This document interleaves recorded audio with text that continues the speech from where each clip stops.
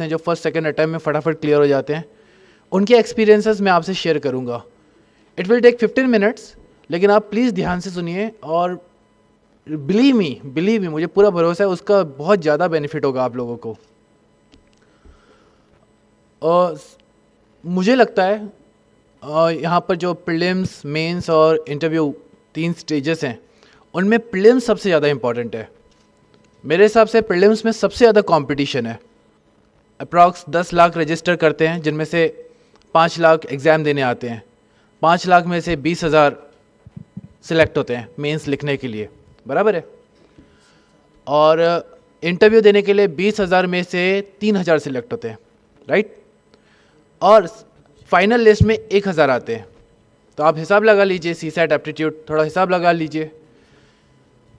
5 लाख में से सिर्फ 20,000, अप्रॉक्स करिए 25 में से एक बच्चा, ठीक है।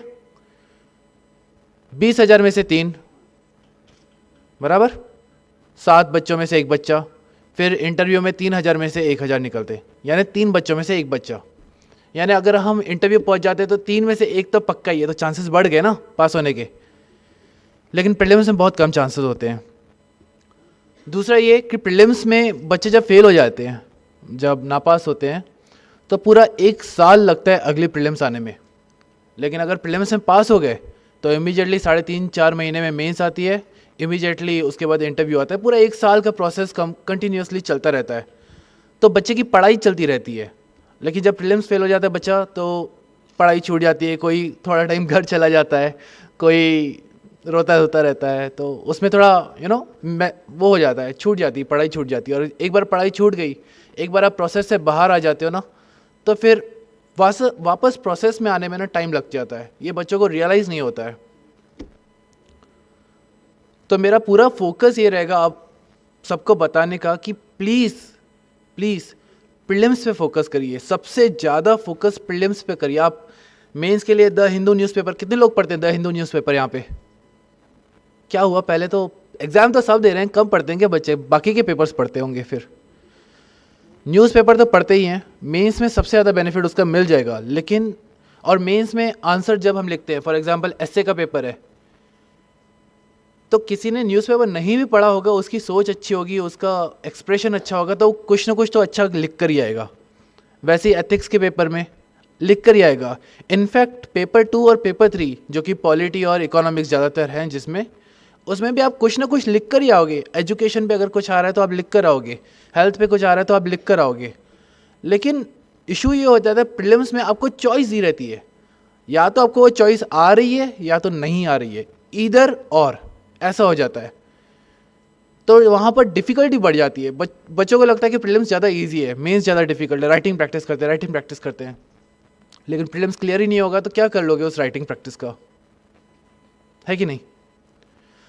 तो इसीलिए पूरा फोकस सबसे पहले आप प्रीलिम्स पे लगाइए। It won't take more than 4.5 months, 4.5 महीने से ज़्यादा नहीं लगता है। सर आपको डेफिनेटली बताया होगा सर ने इस क्लासेस में। लेकिन वो ज़रूरी है पहले करें, ताकि हम एक सिक्योर हो जाएं कि हम हाँ पक्का प्रीलिम्स पास हो रहे हैं और पक्का मेंस लिख रहे हैं। ठीक है, यहाँ तक ठीक है? प्रीलिम्स के लिए सब दे रहे हैं ना एग्ज़ाम? 2016 कितने लोग दे रहे हैं? काफ़ी बच्चे दे रहे हैं। और 2017 तो चलो ओके, तो काफ़ी बच्चे फिर से भी दे सकते हैं। होप सो ऐसा ना हो। प्लीज़ फोकस करना। प्रीलिम्स में 2 चीज़ें बहुत ज़्यादा मायने रखेगी। कुछ 5 सब्जेक्ट्स हैं, उनको अगर हम अच्छे से करें, और दूसरा टेस्ट सीरीज़, उनको हम अच्छे से करें। देखिए आपको एकलव्य और अर्जुन की कहानी पता होगी, राइट? एक बार जैसे अभी यहाँ पर लाइट चली गई थी, एक बार अर्जुन और जो भी उनके स्कूलमेट्स हैं, गुरु द्रोणाचार्य के यहाँ रहते थे। पहले तो है ना, ऐसा अभी जो स्कूल सिस्टम है वैसा नहीं था, पहले रेसिडेंशियल था, गुरुकुल था, राइट? तो वहाँ पर वहीं सब रहते थे, बच्चे वगैरह सब। तो कैंडल्स चलती थी, खाना वाना खा रहे थे बैठ के। वो बनाना पील में, वो क्या बोलते हैं उसे, बनाना का पत्ता आता है ना जिसमें खाना खाते हैं, कभी हम शादी वादी में गए तो उसमें खा रहे थे खाना। तो तेज़ हवा आई, बुझ गया, कैंडल वैंडल बुझ गया, पूरा अंधेरा हो गया। पर बच्चे तो खाना खाने में लगे ही थे। और जब तक गुरु द्रोणाचार्य ने कैंडल वैंडल जलाई तब तक बच्चे पूरा सफ़ा चट कर चुके थे, खाना खा चुके थे बढ़िया मज़े से। तो अर्जुन ध्यान दे रहा था। अर्जुन ने रियलाइज़ किया कि यार बच्चों ने खाना खा लिया अंधेरे में भी, लेकिन वो जो बनाना प्लेट थी, ठीक है, वो जो पत्ता था बड़ा, उसमें से किसी ने बाहर नहीं गिराया। हो सकता था ना कि दाल गिर जाए, सांभर गिर जाए इधर उधर। तो गुरु द्रोणाचार्य से पूछा कि भाई ये कैसे हो गया, बच्चों ने ऐसा क्यों किया। तो गुरु द्रोणाचार्य ने बताया कि आप रोज खाना खाते हो, उसी प्लेट में, उसी बनाना प्लेट में रोज खाते हो, वैसे ही खाते हो। तो आपने इतनी बार उसको प्रैक्टिस कर दिया, इतनी बार प्रैक्टिस किया है कि अब आप वो आंखें बंद करके भी आप कर सकते हो, फिर लाइट हो या ना हो। कहने का तात्पर्य ये है कि प्रीलिम्स हो या मेंस हो, स्पेशली प्रीलिम्स में इतना प्रैक्टिस चाहिए, इतने बार रिवीजन करना है, ताकि जैसे ही ऑप्शन आए, कोई क्वेश्चन हम कर रहे हैं प्रीलिम्स में, उसमें ऑप्शन देखकर हमको समझ में आ जाए कि नहीं यार ये तो बिल्कुल गलत है, नहीं यार ये तो बिल्कुल सही है। ये कब होगा? जब हम बार बार प्रैक्टिस करेंगे, रिवाइज करेंगे। ठीक है, बुक्स में बताऊंगा आपको क्या पढ़ना है, वो सर भी बताएंगे, कोई भी बताएगा, लेकिन ज़्यादा बार रिवाइज करना ये सब लोग भूल जाते हैं।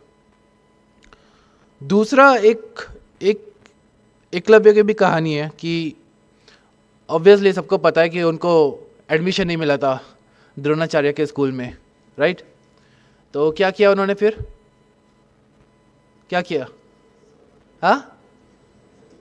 राइट, सेल्फ स्टडी की। घर पे ही अपने जंगलों में जाके खुद ही तीर चलाएंगे, खुद ही वो बनाएंगे, थोड़ा सा देख लेते थे, जैसे आजकल mrinal.org पे वीडियोस अवेलेबल है वैसा देख लेंगे और घर पे जाके प्रैक्टिस की, बहुत सेल्फ स्टडी की। तो कहने का तात्पर्य ये है कि इस एग्ज़ाम के लिए सेल्फ स्टडी बहुत ज़्यादा चाहिए। हम अतुल सर, हम जो यहाँ पर आपको थोड़ा गाइड कर रहे हैं, हम आपको गाइड कर सकते हैं। घोड़े को घास या पानी तक ले जाया जा सकता है, पानी और घास उसको खुद ही खाना पड़ेगा, आपको खुद ही पढ़ना पड़ेगा, लाइब्रेरी में बैठ के शांति से 6, 7, 8 घंटे जो भी आप कर सकते हो, खुद ही रोज। ओके, तो ये सेल्फ स्टडी और रिवीजन बिल्कुल नहीं भूलोगे आप, कुछ भी हो जाए। आज से आप ये तो लेकर ही जाओगे यहाँ से। अब आते हैं प्रीलिम्स की पढ़ाई। प्रॉब्लम ये होता है बच्चों को, मुझे भी हुआ था, प्रीलिम्स फेल हुआ हूँ मैं, 3 बार फेल हुआ हूँ प्रीलिम्स। तो मुझे पता है कि फेल क्यों हुआ था मैं और पास क्यों हुआ हूँ। बुक्स हैं, अब उन बुक्स को पढ़ें और उन बुक्स का बहुत ज़्यादा फ़ायदा होगा। और उन बुक्स को ही क्यों पढ़ें और बाकी बुक्स को क्यों ना पढ़ें, और कितनी बार उन बुक्स को पढ़ें और उनका फ़ायदा क्या होता है। फॉर एग्ज़ाम्पल 5 मैंने बोला था शुरू में कि 5 चीज़ें आप ज़रूर पढ़ें, ताकि ऐसा ना हो कि बाकी जो लोगों को आंसर आ रहा है, बाकी जो कैंडिडेट्स को आंसर आ रहा है वो हमें नहीं आ रहा है। अगर ऐसा होगा ना तो पक्का हम फेल हो जाएंगे।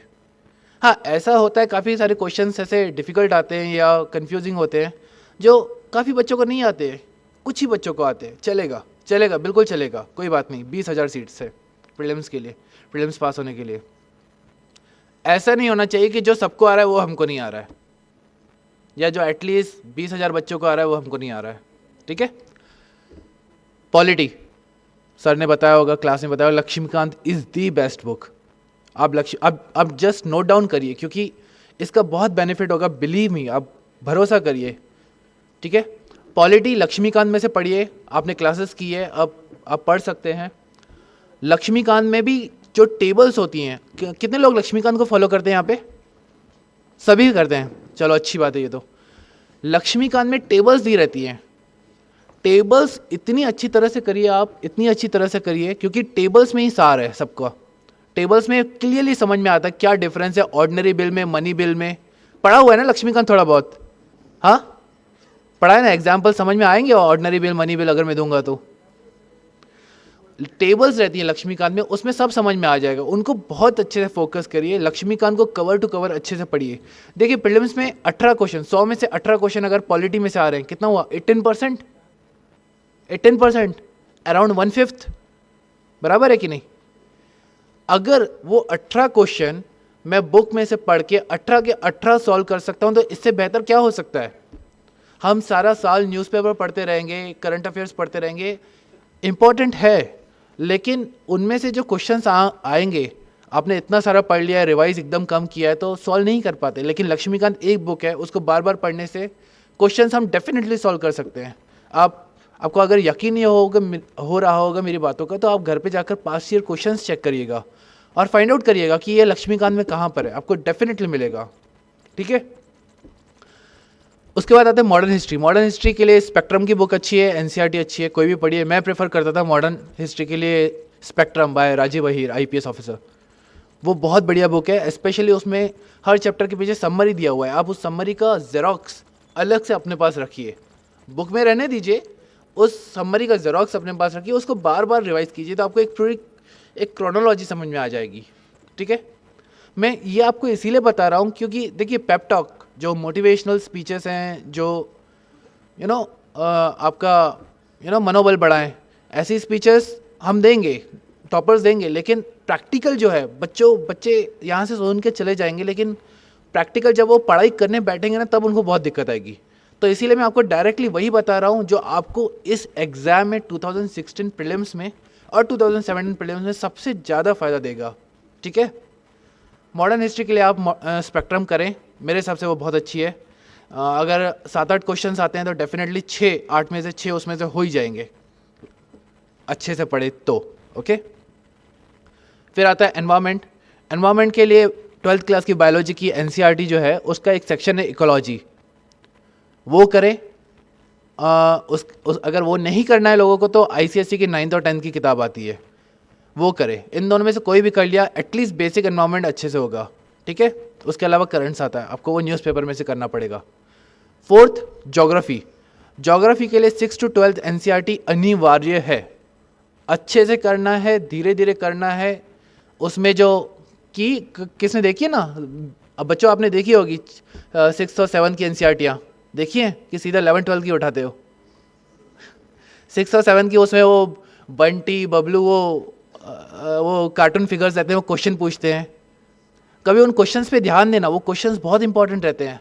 वो आपकी एक थॉट प्रोसेस डेवलप करेंगे कि यार ये क्वेश्चन हमने क्यों नहीं सोचा, पर वो आपको सोच के दे रहे हैं ताकि आप उस पर सोचें और फिर आंसर निकालें। और आप बिलीव नहीं करोगे, आप क्वेश्चन देखोगे ना यूपीएससी में, उनमें से क्वेश्चन है, आप बिलीव नहीं करो, आप एक बार चेक तो करिए जाकर। ठीक है। तो ज्योग्राफी की 6 to 12 एनसीईआरटी जरूर करेंगे, यानी ज़रूर करेंगे। ठीक है। मैपिंग पे ध्यान देंगे आप। मैपिंग पे आजकल 8-8 क्वेश्चन आ रहे हैं, 8 क्वेश्चन बहुत मायने रखते हैं। और मैपिंग एक बार पढ़ा हुआ है तो इमीडिएटली अगर याद आ गया, एशिया में सीरिया कहाँ पर है, म्यांमार कहाँ पर है, कैसे जुड़े हुए हैं, ठीक है, स्पेशली एशिया का मैप, तो फटाफट क्वेश्चन सॉल्व हो जाएंगे। तो मैपिंग एशिया पर ज़्यादा फोकस करेंगे, India as well as Asia. ठीक है। के सिद्धार्था की बुक आती है वर्ल्ड मैप पे, और प्रेम पटेल की बुक आती है इंडियन मैप्स पे, वो आप रेफर कर सकते हैं, मैपिंग ईजी हो जाएगी। ठीक है। 5वां इकोनॉमिक्स। इकोनॉमिक्स में शंकर गणेश IRS ऑफिसर है, उनकी बुक है। स्पेशली जो इंजीनियरिंग बैकग्राउंड से नहीं है उनके लिए शंकर गणेश बहुत अच्छी है। जो इंजीनियरिंग बैकग्राउंड से हैं, मैं उनको कहूँगा mrinal.org पे वीडियोस हैं, या सर की क्लास में बढ़िया हो जाता है, तो कहीं पर भी आप पढ़िए। इकोनॉमिक्स बहुत इंपॉर्टेंट है, इकोनॉमिक्स में से काफ़ी क्वेश्चन आते हैं, 15 क्वेश्चन आ जाते हैं। तो मैंने क्या सब्जेक्ट्स बताया, मैंने 5 सब्जेक्ट्स बताया आपको, polity, history, economics, environment and geography. कुछ भी हो जाए, आप पहले ये 5 सब्जेक्ट अपने हाथ में रखिए, ये बेसिक सब्जेक्ट्स हैं। ये अगर नहीं आ रहे हैं तो हम पक्का फेल हो जाएंगे। बाकी आए नहीं आए ठीक है, ये नहीं आ रहा है तो पक्का पक्का फेल होंगे।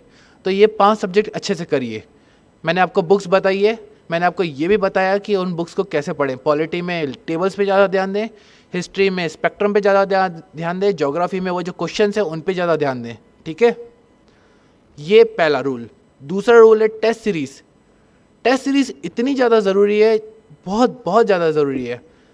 काफ़ी बार हम ओवर कॉन्फिडेंट हो जाते हैं या फियरफुल हो जाते हैं। ऑस्ट्रिच देखा, ऑस्ट्रिच एक बर्ड रहता है, ऑस्ट्रिच चलता है, लेकिन अगर उसके सामने कुछ भी बड़ा जानवर आ गया जिससे उसको खतरा है, तो अपनी वो मुंडी, क्या बोलते हैं, छचिंदर, क्या बोलते हैं उसे, चतुर्मुर्ग, क्या बोलते हैं सर हिंदी में ऑस्ट्रिच को, चतुर्मुर्ग, हाँ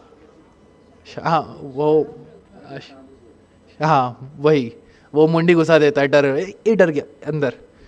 ऐसा नहीं करना है। ये जनरली बच्चों में मैंने देखा है, मुझ में भी था, बिलीव मी।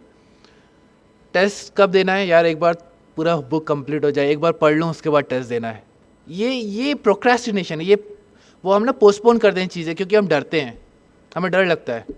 लेकिन मैं आपको बोलूँगा, आप टेस्ट सीरीज़ आज से, स्पेशली 2016 में दे रहे हैं, आज से रोज़ 30 क्वेश्चन तो एटलीस्ट करिए।